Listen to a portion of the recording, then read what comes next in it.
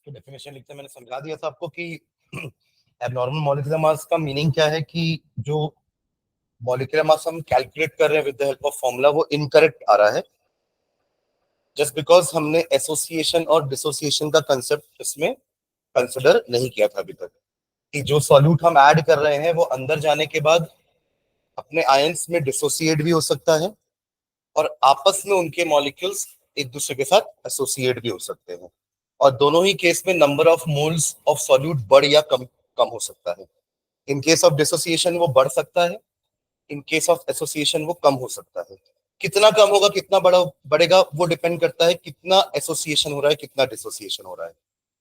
अगर हम एक स्ट्रॉन्ग इलेक्ट्रोलाइट की बात करते हैं वो तो कंप्लीटली डिसोसिएट हो जाता है, बट वीक इलेक्ट्रोलाइट 100% डिसोसिएट नहीं होता है।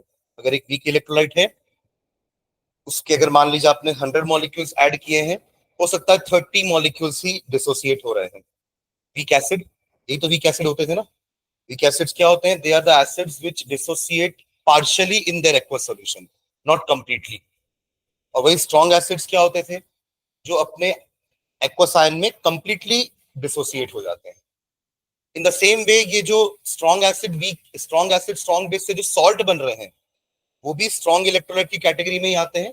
इन शॉर्ट स्ट्रॉन्ग इलेक्ट्रोलाइट क्या होते हैं? विच कंप्लीटली डिसोसिएट इनटू आयंस। तो वहां आप बोल सकते हो हाँ 100% डिसोसिएशन हुआ है। आपने 100 मॉलिक्यूल डाले, वो ब्रेक होकर के 200 बन गए। अगर हर एक मॉलिक्यूल दो मॉलिक्यूल में डिसोसिएट हो रहा है, दो आयंस में डिसोसिएट हो रहा है सॉरी, तो 100 मॉलिक्यूल डालने पर 200 आयंस दिखेंगे, मतलब वो मॉलिक्यूल्स या number of moles of solute double हो जाएगा। तो प्रॉपर्टी की वैल्यू डबल हो जाएगी। प्रॉपर्टी की वैल्यू डबल हुई तो मास हाफ हो जाएगा। ये मैं कब की बात कर रहा हूँ? 100% डिसोसिएशन की, है ना। बट ऐसा हर बार ट्रू नहीं होता, क्योंकि हम हर बार एक स्ट्रॉन्ग इलेक्ट्रोलाइट नहीं ले रहे हैं, ठीक है। There are some covalent compounds जो आयनाइज नहीं होते हैं। आयनिक कंपाउंड्स होंगे तो आयनाइज हो जाएंगे, जैसे नमक पानी में जाने के बाद वो अपने आयंस में ब्रेक हो जाएगा, Na positive Cl negative, but glucose नहीं होगा। आप समझ रहे हैं? तो covalent compounds will not dissociate into ions, whereas ionic compound will dissociate into ions, ठीक है। और कितने नंबर ऑफ आयंस है वो डिपेंड करेगा। सब K2SO4 होगा फॉर एग्जांपल, K2SO4। अगर ये भी एक स्ट्रॉन्ग इलेक्ट्रोलाइट है K2SO4, अगर ये डिसोसिएट होता तो कैसे डिसोसिएट होगा? ये 2K पॉजिटिव प्लस SO4 का 2 नेगेटिव। तो आपने डाला एक मॉलिक्यूल था, कितने रहे हैं? 3 आयंस, समझ रहे हैं? तो 10 मॉलिक्यूल डालने पर दिखेंगे कितने? 30। Am I clear? तो इससे आपकी प्रॉपर्टी की वैल्यू बढ़ गई, बिकॉज कॉलिगेटिव प्रॉपर्टीज है, they are dependent on the amount of solute, not on the nature कि वो आयनिक है कि वो कोवेलेंट है। Am I clear? चलो उसका डेफिनेशन लिखते हैं। हेडिंग डाल दिए थे अपन, abnormal molecular mass. Write the definition. एक मैंने आपको कहा था कि वॉन्टॉफ ने एक फैक्टर दिया था just to correct the formulas. I नाम था वॉन्टॉफ फैक्टर। हाँ लिखिएगा। When the molecular mass of a substance when the molecular mass of a substance when the molecular mass of a substance determined by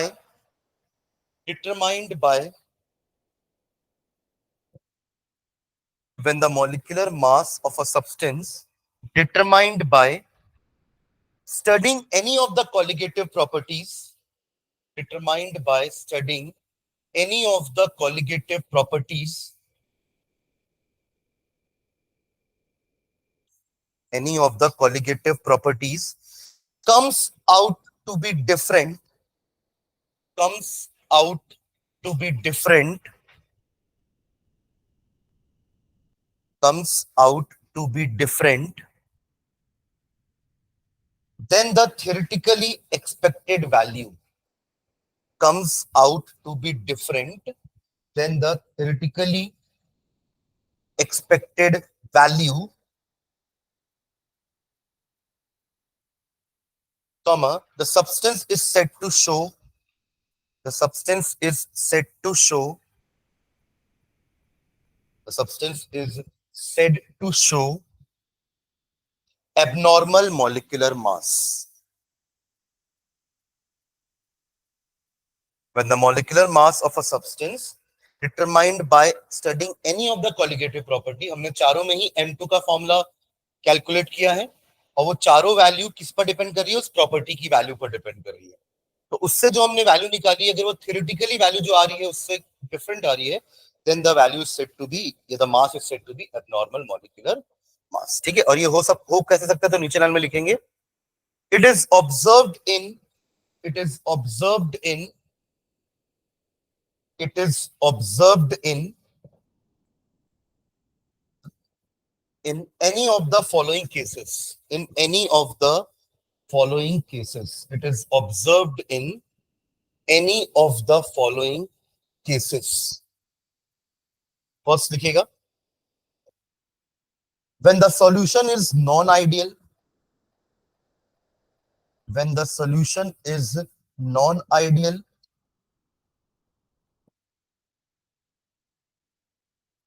when the solution is non-ideal। Second लिखिएगा, when the solute undergoes, when the solute undergoes, when the solute undergoes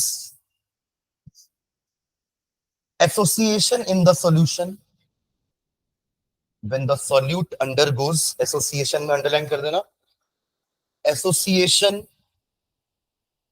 in the solution। and third, when the solute undergoes, क्या आएगा, dissociation in the solution, dissociation in the solution।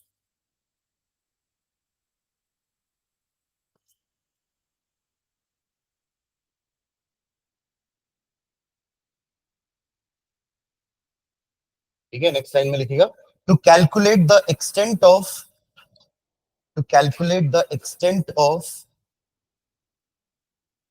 to calculate the extent of association or dissociation, to calculate the extent of association or dissociation,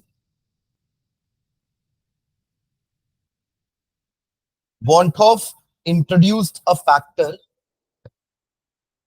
to calculate the extent of association or dissociation, Wantoff, V-A-N apostrophe T, Wantoff, H-O-F-F, Wantoff, V-A-N apostrophe T, Want, then space देके Hoff, H-O-F-F, Wantoff introduced a factor, Wantoff introduced a factor I,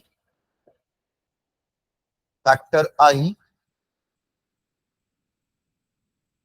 called Wantoff factor, called Wantoff factor, called Wantoff factor। So stop, next time, it is defined as the ratio of, it is defined as the ratio of, it is defined as the ratio of the experimental value of the colligative property, the experimental value of the colligative property to the calculated value of the colligative property, experimental value of the colligative property to the calculated value of the colligative property। इसको formula के form में लिख भी लेना, I is equals to, I is equals to, ऊपर लिखेंगे observed value of the colligative property, I is equals to observed value of colligative property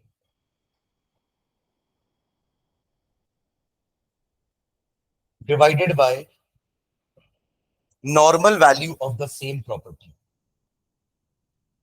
normal value of same property। Next line में It can also be written in the form of, it can also be written in the form of, it can also be written in the form of molecular mass of solute. Molecular mass of solute. Molecular mass of solute. अब जैसे आप आई का formula qualitative property के terms में देख रहे हैं, तो ऊपर ऑब्जर्व्ड वैल्यू है अपॉन नीचे नॉर्मल. नॉर्मल मतलब करेक्ट वैल्यू. ऑब्जर्व वैल्यू हमारी एबनॉर्मल वैल्यू है, तो एबनॉर्मल अपॉन नॉर्मल वैल्यू को अगर अपन डिवाइड करेंगे तो जो वैल्यू आएगी that is the value of I. मतलब ये करेक्शन फैक्टर है हमारा. अब अगर इसी टर्म को, इसी आई को हम अगर मॉलिक्यूलर मास के टर्म्स में लिखे, अब याद करिए चारों फॉर्मूले में एम और प्रॉपर्टी इनवर्सली प्रोपोर्शनल थी.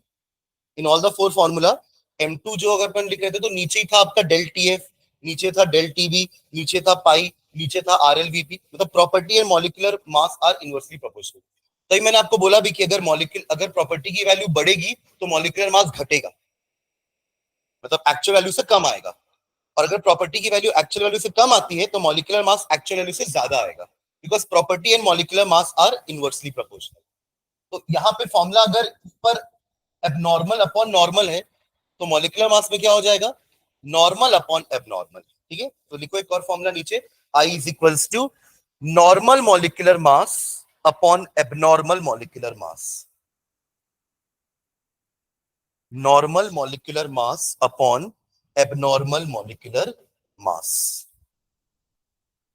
Normal molecular mass upon abnormal molecular mass. ठीक है, अब यही आई को हमने सारे फॉर्मूले में इनटू करना है टू करेक्ट द फॉर्मूलाज. तो नीचे लिखेंगे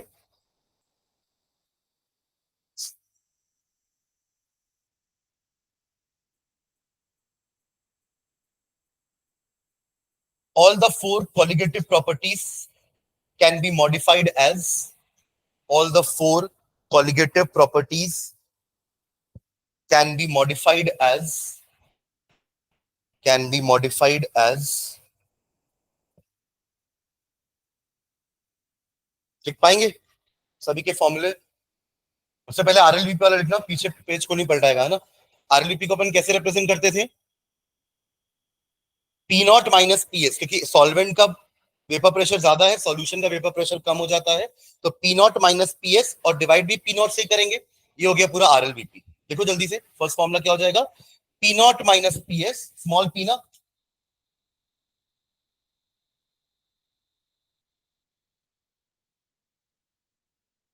P nought minus P S upon P nought is equals to, पहले अपन x2 लिखते थे बस, अब क्या हो जाएगा I X two, quant of factor multiply करेंगे. ठीक है, चलिए बाकी फॉर्मूले भी लिखते चलो.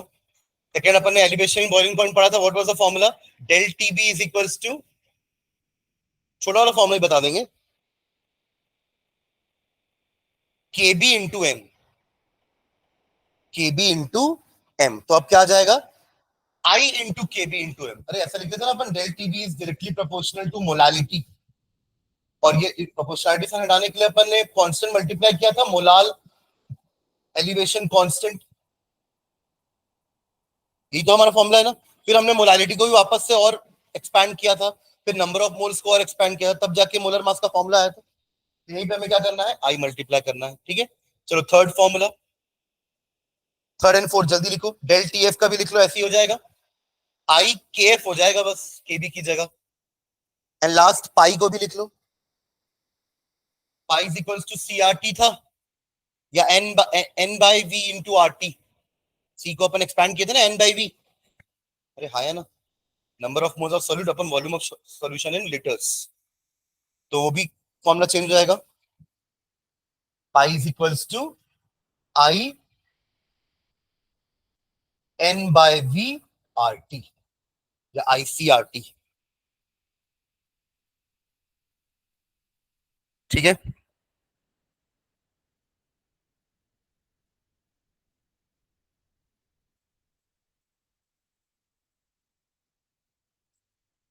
नोट में एक डेफिनेशन और लिखते हैं, degree of dissociation, degree of association क्या होता है. ये हमने थोड़ा इक्विलिब्रियम चैप्टर में पढ़ा है लास्ट क्लास में 11th में. Degree of association, degree of dissociation alpha से डिनोट करते हैं अपन, याद है? डिसोसिएशन कांस्टेंट के ए अल्फा। ठीक है, एक बार इसको और देखते हैं। तो एक नोट में लिखिएगा, degree of dissociation, degree of dissociation bracket में alpha, degree of dissociation bracket में लिख लो alpha.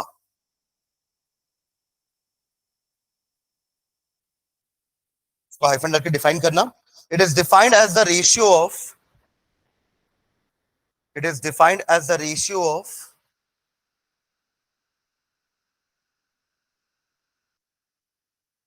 number of moles dissociated, number of moles dissociated upon number of moles taken, upon number of moles taken, ratio of number of moles dissociated to number of moles taken।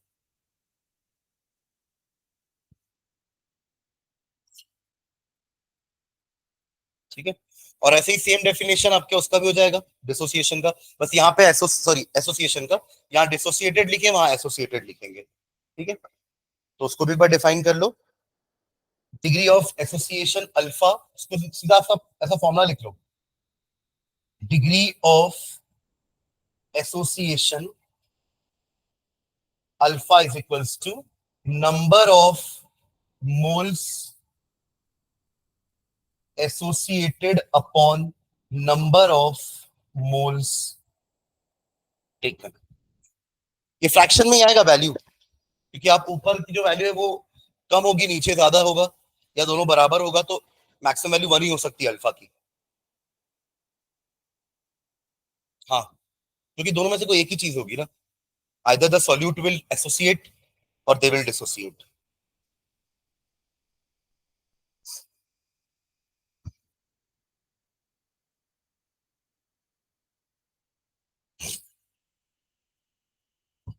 तो आई का एक formula और है इन terms of association and dissociation, उसको भी अपन note में लिखते हैं। नोट में लिखो एक और, want of factor, want of factor, want of factor in terms of association and dissociation, want of factor in terms of association or dissociation।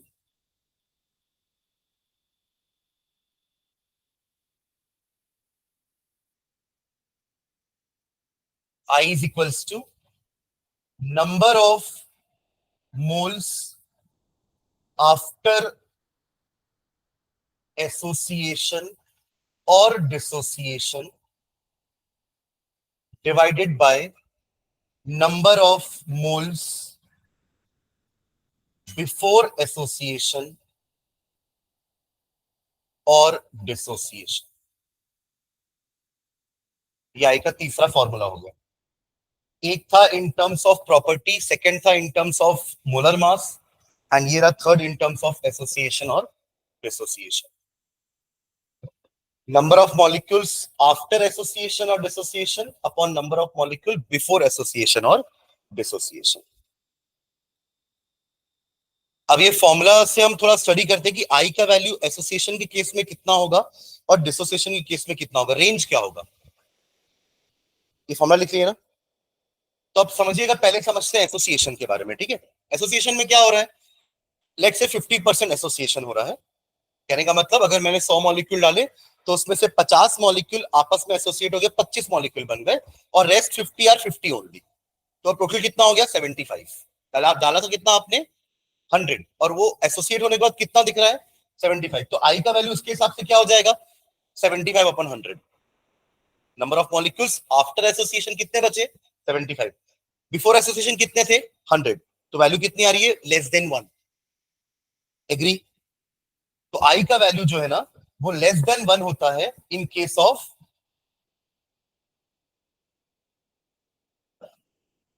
I less than 1 होता है इन केस ऑफ एसोसिएशन। अब dissociation की बात करते हैं कि वही 100 molecule में 50% डिसोसिएशन हो रहा है, तो जो 50 थे वो ब्रेक होकर के 100 बन गए, बाकी के 50 50 ही है। तो आप टोटल कितने हो गए 150। तो अब अगर आप इस फॉर्मूले में पुटअप करोगे तो 150 अपॉन 100 आफ्टर डिसोसिएशन 150 हो गए, और उसके पहले हमने डाले कितने थे 100, तो आपकी वैल्यू कितनी आई 1.5, यानी ग्रेटर देन 1। तो आई का वैल्यू ग्रेटर देन 1 होता है इन केस ऑफ डिसोसिएशन। समझ गए? ये भी इंपॉर्टेंट है ना, ये आता है आपके वही असर्शन रीजन में या एमसीक्यू में। तो नीचे लिखेंगे नोट में ही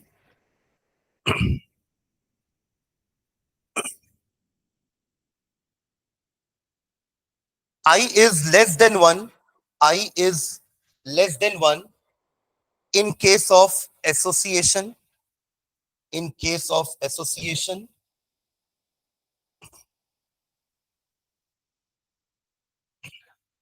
whereas I is greater than 1 in case of dissociation, in case of dissociation, in case of dissociation। ठीक है, चलिए एक क्वेश्चन देखते हैं अपन न्यूमेरिकल इसी के बेसिस में, एनसीईआरटी में ही निकालना, सॉल्व एग्जांपल। क्वेश्चन होगा 2 ग्राम बेंजोइक एसिड, देखो तो मिला क्या,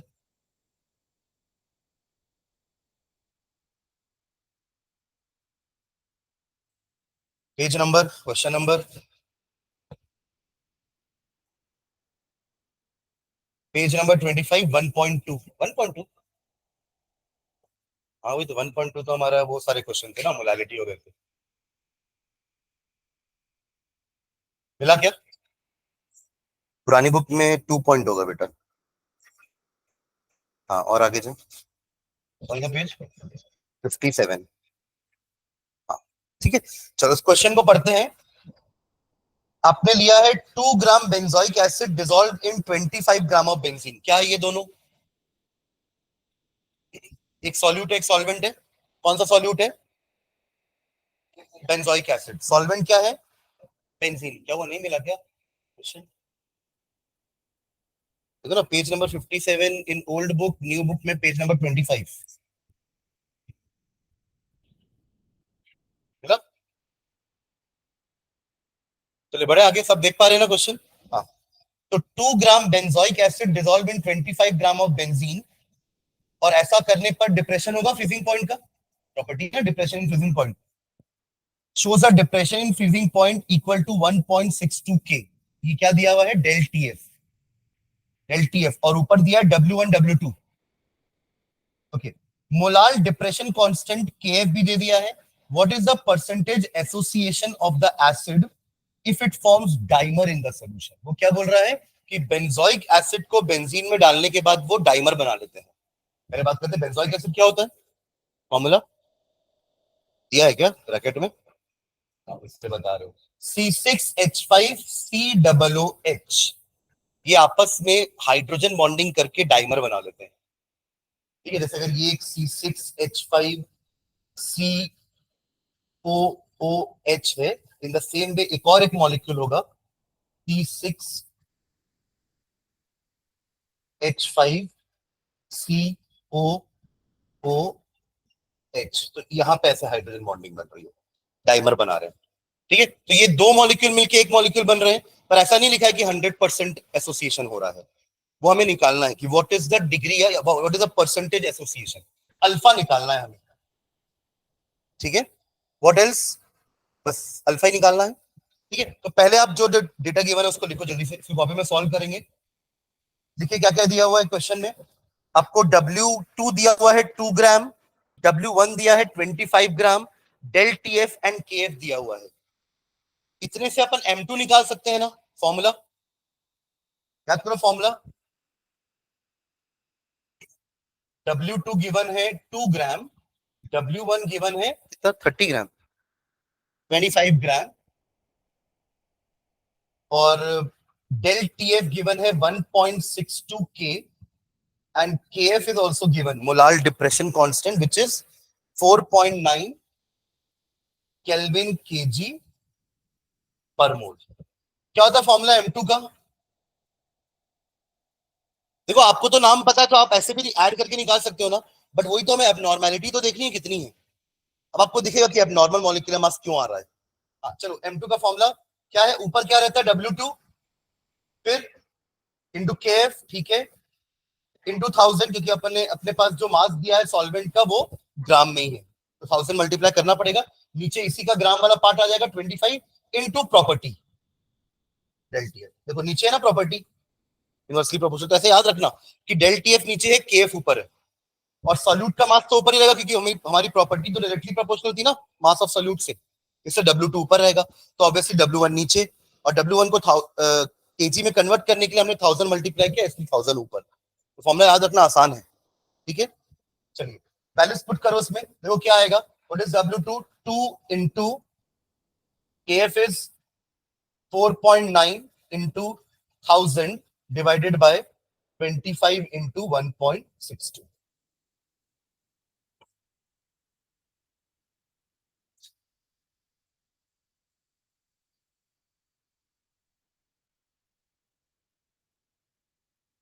हाँ कैलकुलेट करिए, ये तो कैंसिल हो जाएगा।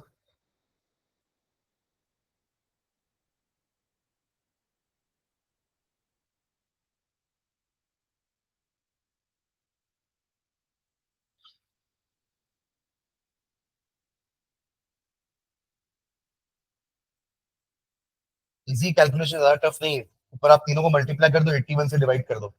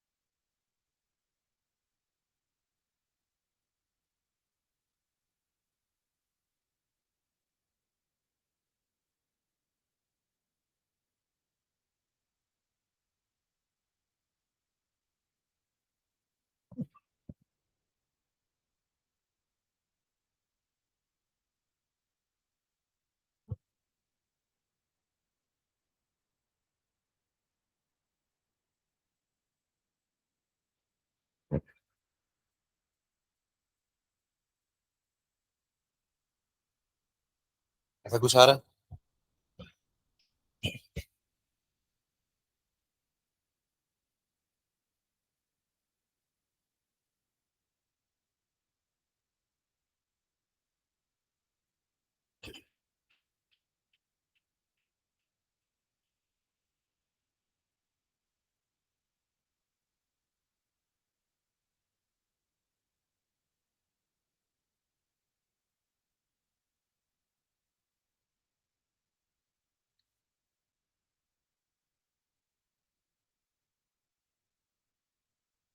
241.9 है ना, अप्रोक्सीमेटली 242।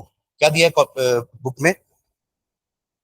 वही दिया है क्या कैलकुलेट करने पे? ठीक है, 241.98 आ रहा है ना। हाँ ठीक है, आप उसको 242 भी ले सकते हो अप्रोक्स। 241.98 या अप्रोक्सीमेटली 242 ग्राम पर मोल। ये क्या है? हमारे एबनॉर्मल मास। क्या है ये? एबनॉर्मल मास। अब नॉर्मल मास कैलकुलेट आप कर सकते हो कैसे? आपको तो बेंजोइक एसिड का नाम दिया है ना, मतलब सॉल्यूट का नाम तो दिया है बेंजोइक एसिड, आप निकाल लो उसके फॉर्मूले को ऐड करके। कितने कार्बन होंगे? C6 H5 COOH। ठीक है, ऐड करो सबको, कितना आ रहा है?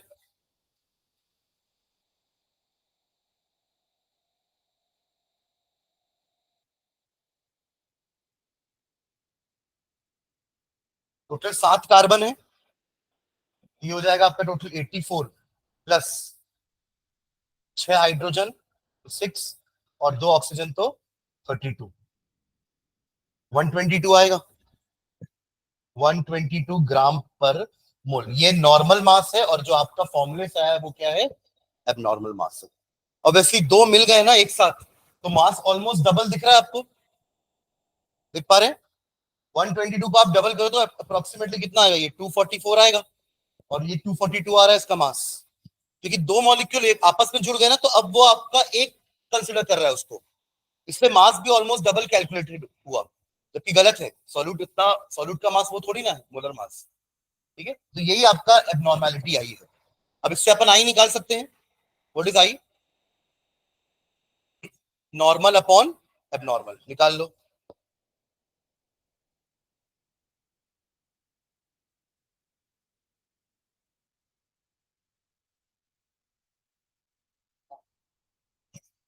Normal molecular mass upon abnormal. ठीक है, यानी कि 122 डिवाइडेड बाय 242। एग्जैक्टली तो हाफ नहीं आएगा, सम 0.5 समथिंग कुछ आएगा, 0.50 कुछ। तो आई का वैल्यू आप कैलकुलेट कर लिए, I is equals to 122 upon 242। कितना रहा 0.5 के बाद? एटलीस्ट 2 डिजिट और निकालो।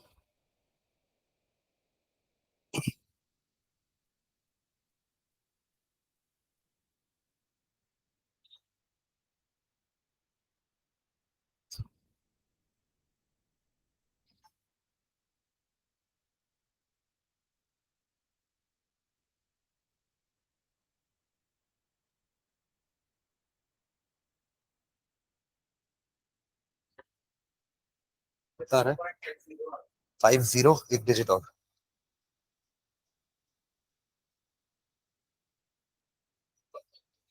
1504, 0.504 आई का वैल्यू आया।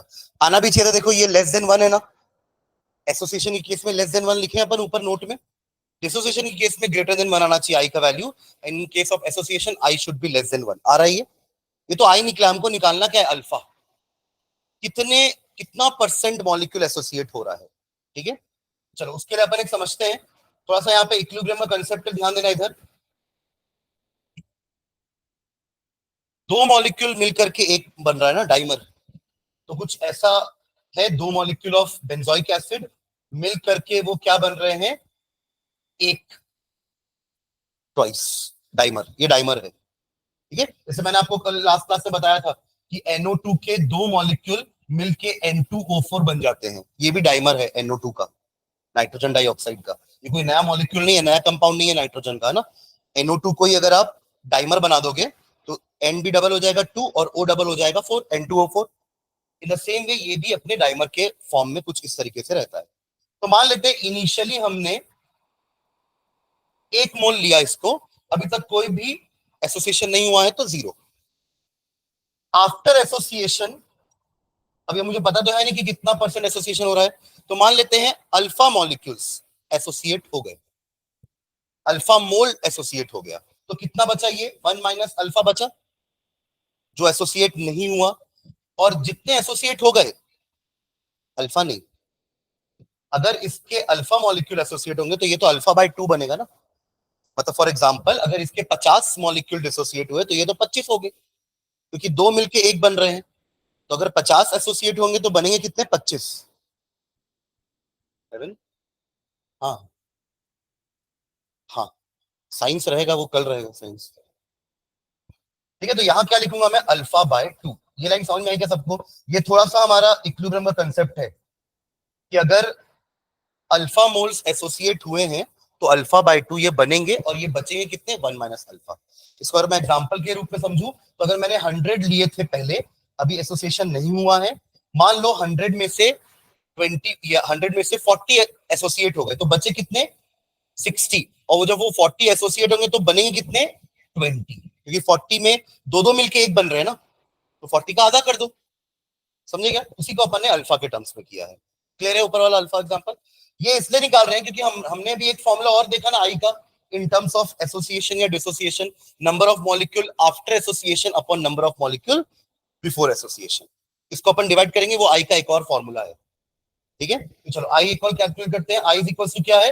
Number of moles after association upon number of moles before association.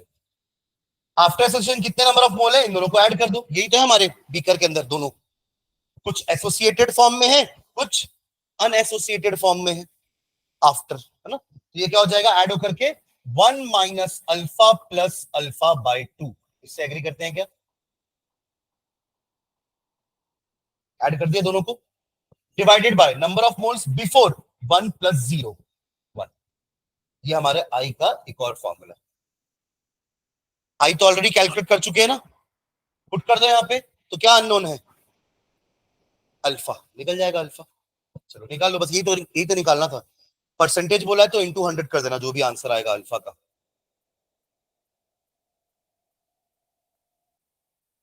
0.504 is equals to, यहाँ क्या बचा? 1 minus alpha plus alpha by 2। तो 1 माइनस अल्फा बाई 2 हो जाएगा क्या? 1 माइनस अल्फा बाई 2। उसमें भी आप अल्फा बाई 2 को इधर ले आओ। 1 माइनस 0.504, कितना बचेगा? ये 0.496 आया क्या? कर रहे हो कैलकुलेट?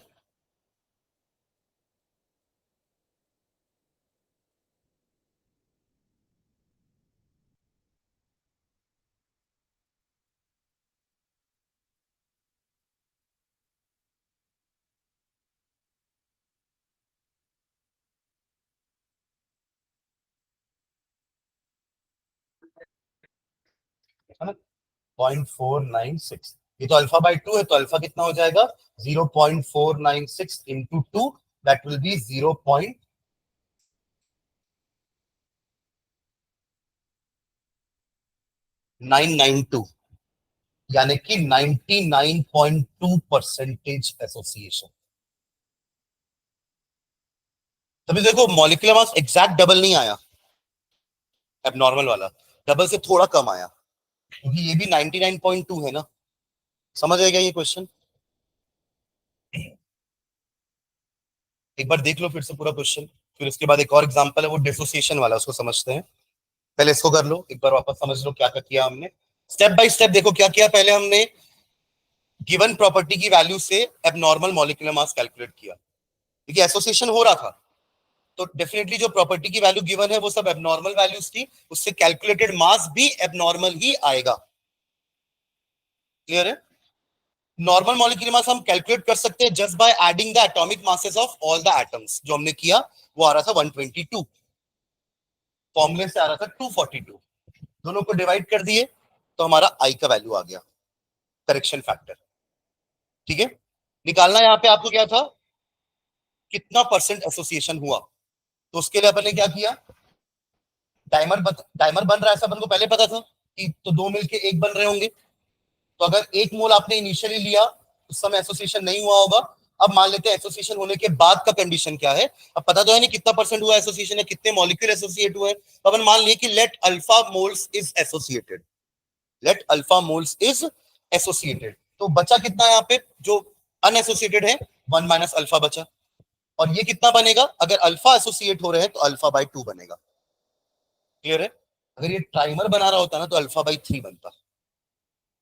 समझ रहे क्या? देखिए हर 3 मिलके एक बना रहे हैं ना, तो डिवाइड बाय 3 हो जाता। यहाँ हर 2 मिलके एक बना रहे हैं, तो अगर 40 मॉलिक्यूल आपस में एसोसिएट हुए तो बनेंगे तो 20 ही। ठीक है, इसलिए अल्फा बाई 2 कर दिए। अब आई का एक और फॉर्मूला था हमारे पास, number of molecule after association upon number of molecule before association. दोनों को डिवाइड कर दिए और वो आई का एक और फॉर्मूला होता है। आई ऑलरेडी अपन कैलकुलेट कर चुके हैं, इक्वेट कर दो यहाँ पे आई की वैल्यू को, तो अल्फा निकल जाएगा। यही निकालना था हमें, अल्फा, डिग्री ऑफ एसोसिएशन।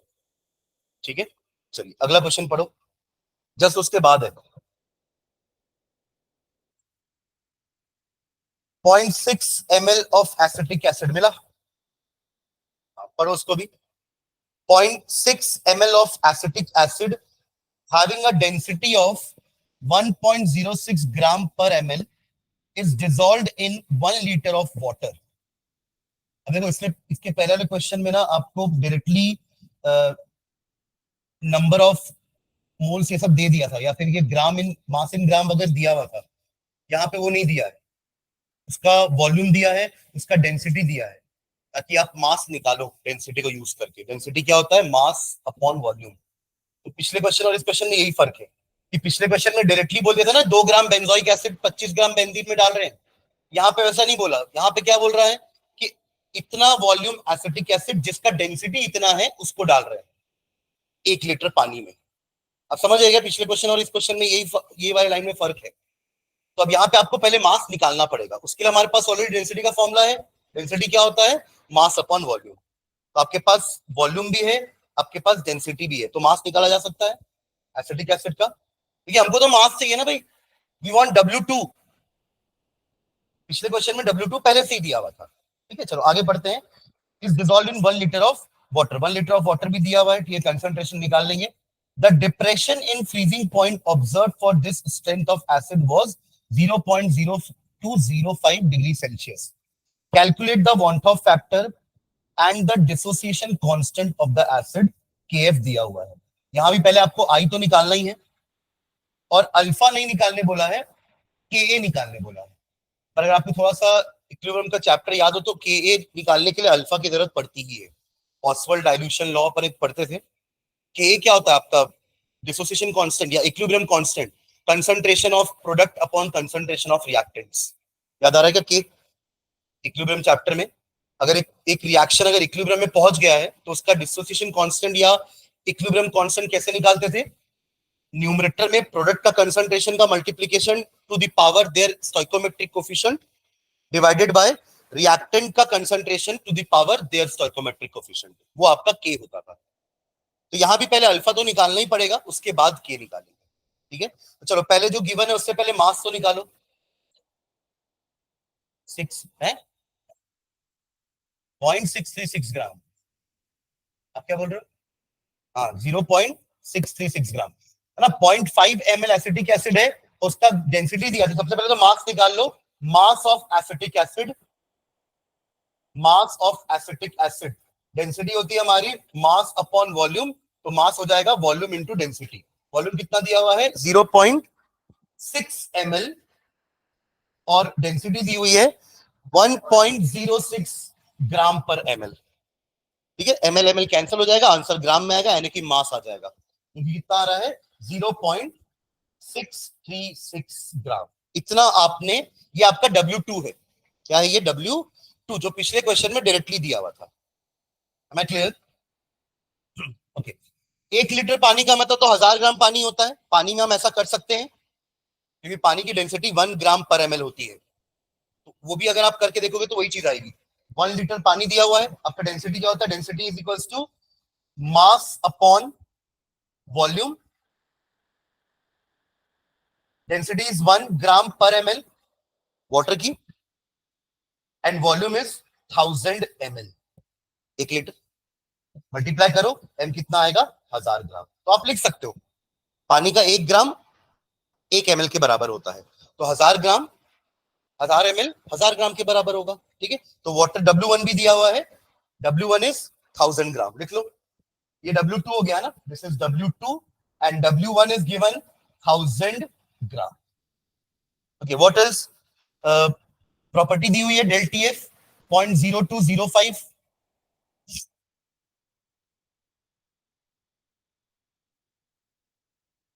ठीक है, M2 निकाल लो।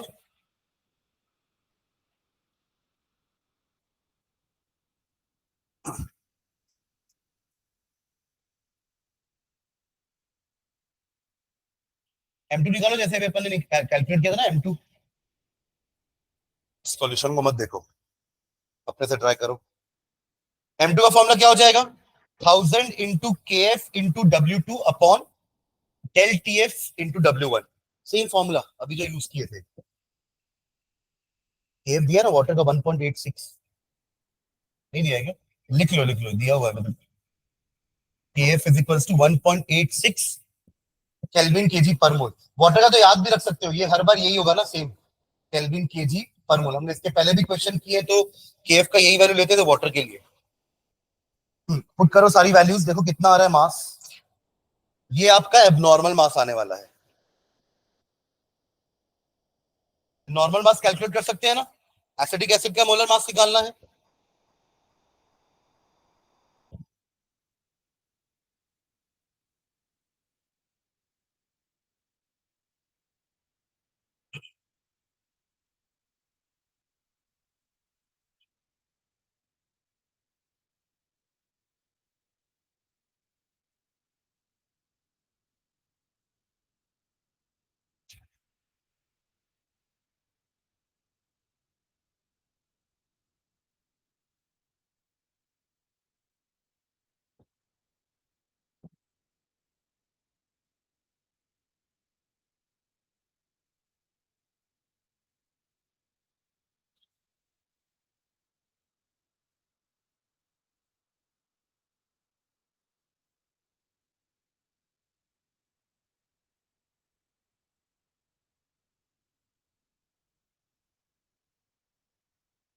सिखाया क्या?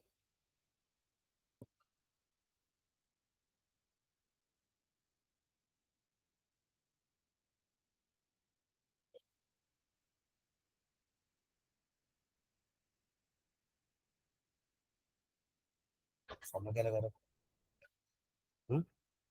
इसको मत देखना, मैं बोल तो रहा हूँ इसको, इसको मत कॉपी कर। M2 का फॉर्मूला क्या है?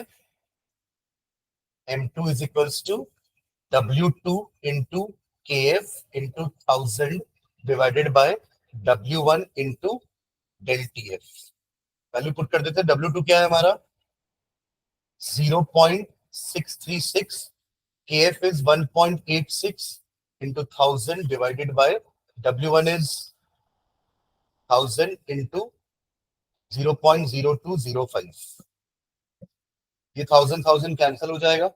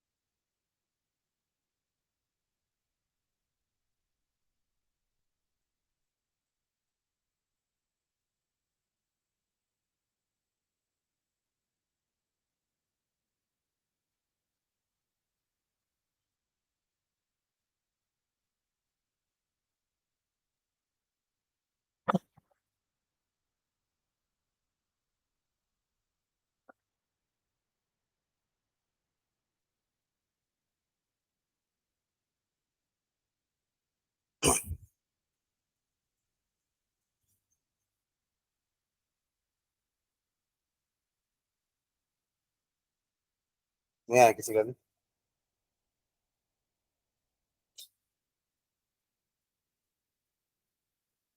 और मल्टीप्लाई किया 636 को 186 से।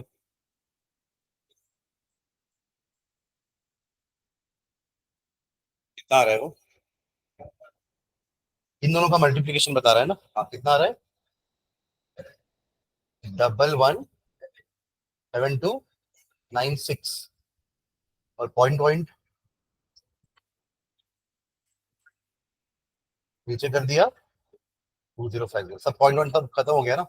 ठीक है, तो ये इसको डिवाइड करना तो 5 समथिंग आएगा। 5 टाइम्स हो जाएगा नहीं? एक 117296 डिवाइडेड बाय अगर 2050 कर, 2 का टेबल चलाना है। 2 5 का 10 होता है, तो 5 जीरो 0, 5 5 और 25 का 5 कैरी 2। क्या 8 है? ये वाला पक्का? कैलकुलेटर लक्ष्य एक बार चेक कर दो। पक्का 8?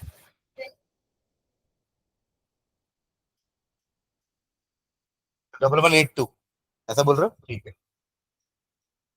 ठीक है, चलो। तो ये आपका हो जाएगा डिवाइड करने के बाद।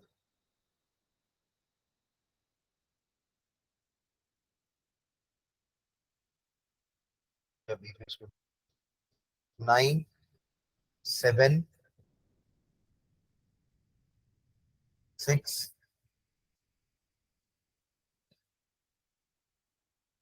6 नहीं 5 एंड 1, है ना? और फिर ये 6 को नीचे ले आते हैं, तो ये अराउंड 7 टाइम्स में जाएगा। 7 जीरो 0, 7 5 35 एंड 7 2 40। 6 4 4 1, एक जीरो और ये भी 7 टाइम्स। 57.7, 57.7 ग्राम पर मोल। ये तो एबनॉर्मल है। ठीक है, नॉर्मल निकालोगे क्या? जल्दी बताओ, नॉर्मल कितना आएगा? एसिडिक एसिड का मोलर मास निकालो जल्दी से। जैसे पिछले बार हमने बेंजोइक एसिड का निकाला था, 122 आ रहा था। अब देखो कितना आएगा। 60 ऐड कर दिए क्या? CH3COOH है ना? तो कार्बन कितने हो गए? 2 कार्बन हो गए, तो 12 इंटू 2 24, तो यही हो गया। हाइड्रोजन 4 हो गए, प्लस ऑक्सीजन 2 का 32, कितना हो रहा है ये 60 ग्राम पर मोल। चलो आई क्या हो जाएगा 60/57.7 नॉर्मल अपॉन एबनॉर्मल, निकालो। आई इज इक्वल्स टू, देखो आ रहा है value greater than 1 point something आएगा, 1.04 है क्या आई का वैल्यू 1.04, समझे क्या? आई का वैल्यू ग्रेटर देन 1, ठीक है। चलो अब आगे आगे अल्फा निकालते हैं। यहाँ पे डिसोसिएशन हो रहा है, ठीक है, एसोसिएशन नहीं हो रहा है। तो एसिडिक एसिड कैसे डिसोसिएट हो रहा है देखो एक बार, CH3COOH on dissociation gives CH3COO negative plus H positive. This is how a molecule dissociate into ions, ठीक है। तो अगर आपने 1 मोल लिया है इनिशियली, अभी कुछ नहीं बन रहा है इनिशियल, बट आफ्टर डिसोसिएशन मान लेते हैं अल्फा मोल डिसोसिएट हो गए, जैसे अपन ने पिछले बार माना था कि अल्फा मोल एसोसिएट हुए, यहां मान लेते हैं अल्फा मोल डिसोसिएट हुए, तो बचे कितने 1 माइनस अल्फा, और ये बनेंगे कितने, नहीं हर बार ऐसा नहीं करना है ना, यहाँ टूट रहा है, एक एसिडिक एसिड टूट रहा है तो दोनों एक एक बन रहा है कि नहीं, तो अगर अल्फा टूटेंगे तो अल्फा अल्फा बनेगा कि नहीं, alpha alpha 2 alpha alpha alpha, ठीक, इसको समझ में नहीं आया जल्दी बताओ अभी।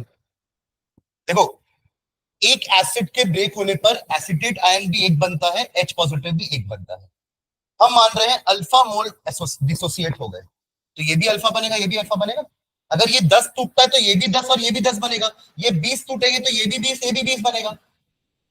इक्वेशन के हिसाब से ये हमारा इक्वेशन बैलेंस है, राइट। अब पिछले वाले में क्या हो रहा था, 2 मिलके एक बन रहे थे, तो अगर 40 मिलेंगे तो 20 ही बनेंगे ना, इसलिए अल्फा बाई 2 आया था। अब यहां तो एक टूट के 2 बन रहे हैं ना, एक टूट के मतलब 2 अलग अलग बन रहे हैं, तो इसलिए अगर अल्फा मॉलिक्यूल टूटा है तो दोनों अल्फा अल्फा बनेंगे। मान लो अगर यहां पर ये 2 होता ना, तो मैं यहाँ पे 2 लिख देता कि इसके 1 मोल टूटने पर ये 2 मोल और ये 1 मोल बन रहा है, तो अगर अल्फा मोल टूटा है तो ये 2 अल्फा बनेगा और ये अल्फा बनेगा, पर अभी तो दोनों में एक एक है ना, स्टोइकियोमेट्रिक कोएफिशिएंट दोनों का क्या है 1 1 है, इसलिए ऐसा रहेगा। क्या होगा, कुछ दिक्कत? अच्छा, तो आई का वैल्यू क्या आ जाएगा यहाँ पे वापस again, number of moles dissociate after dissociation upon number of moles before dissociation. देखो यहां तक तो सेम है क्वेश्चन, बस फर्क इतना कि वहां एसोसिएशन था, यहाँ डिसोसिएशन। तो आई इज इक्वल टू कितना हो जाएगा 1 minus alpha plus alpha divide by 1, clear है, इज इक्वल टू कितना, आई कितना निकाला हमने ऊपर 1.04, ओके। अल्फा अल्फा कैंसिल, एक अल्फा बचेगा तब भी, तो वो वहां भेजोगे तो कितना बचेगा, अल्फा कितना हो जाएगा 0.04, हाँ या ना, होना भी चाहिए। देखो मतलब 4% एसोसिएशन डिसोसिएशन होना भी चाहिए, क्यों, क्योंकि आपका एसिडिक एसिड एक वीक एसिड है, it is very partially dissociated in its aqueous solution, तभी तो वीक है। तो ये आपका आया अल्फा 0.0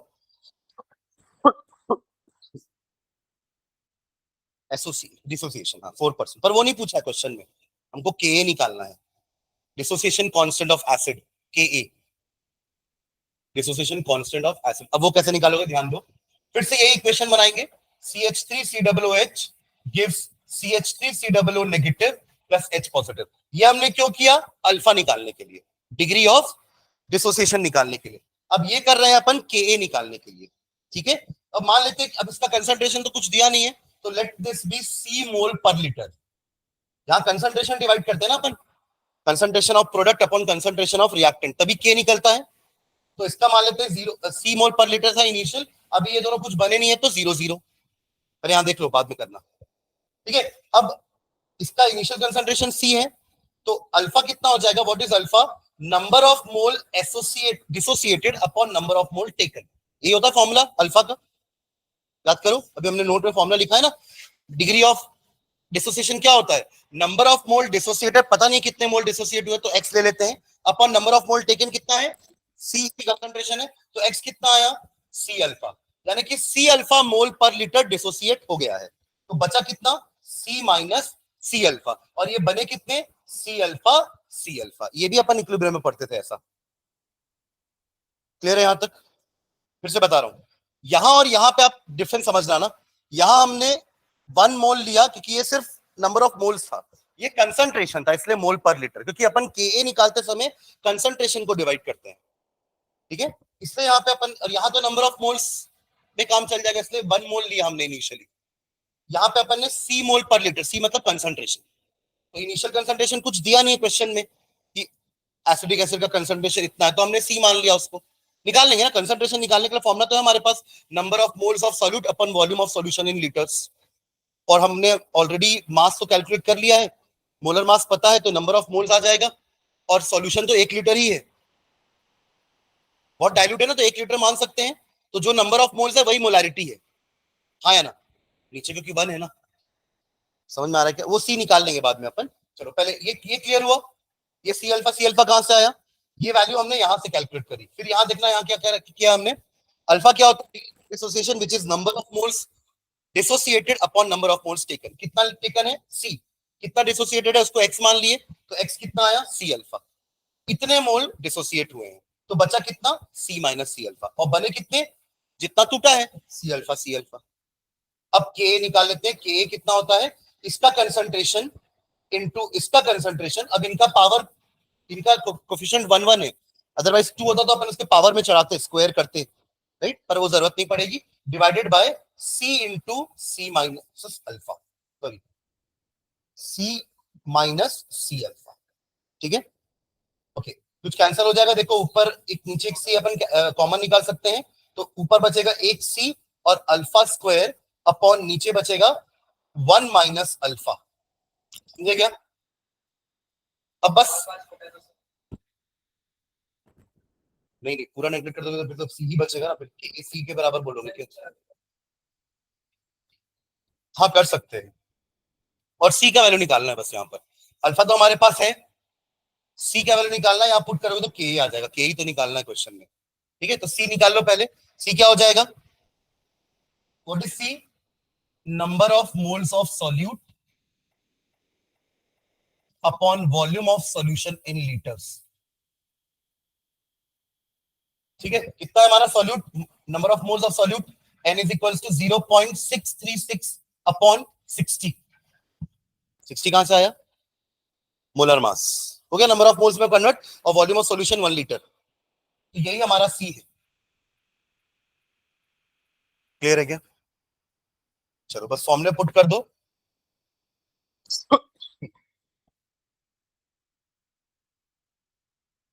इसको नेग्लेक्ट भी करें तो ठीक है, चल जाएगा, 0.04 ही है वैल्यू अल्फा की, तो आपको सी इंटू अल्फा स्क्वायर तो भी करना पड़ेगा ना, सी इंटू अल्फा स्क्वायर। तो फाइनली के कितना हो जाएगा, C is 0.636 upon 60 into alpha square 0.04 का स्क्वायर, ये भी और छोटा हो जाएगा नंबर।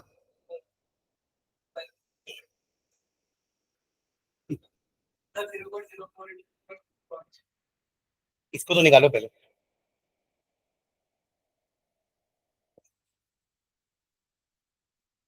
के का वैल्यू वैसे भी कम आता है आपका, 10 टू द पावर माइनस में कुछ आएगा समथिंग, ठीक है। कितना आ रहा है, 1.76 इंटू 10 टू द पावर -5 आ रहा है, जिसमें कुछ नेग्लेक्ट नहीं किए अपन तब।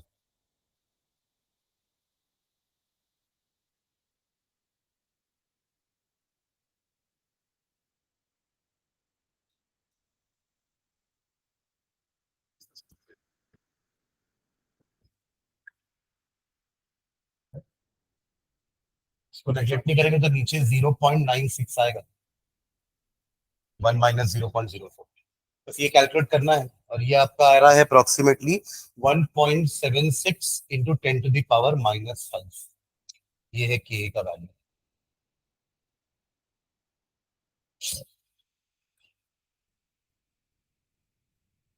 ठीक है। तो ये दो तो सॉल्व न्यूमेरिकल थे, है ना, एक क्लास और लेकर के एक्सरसाइज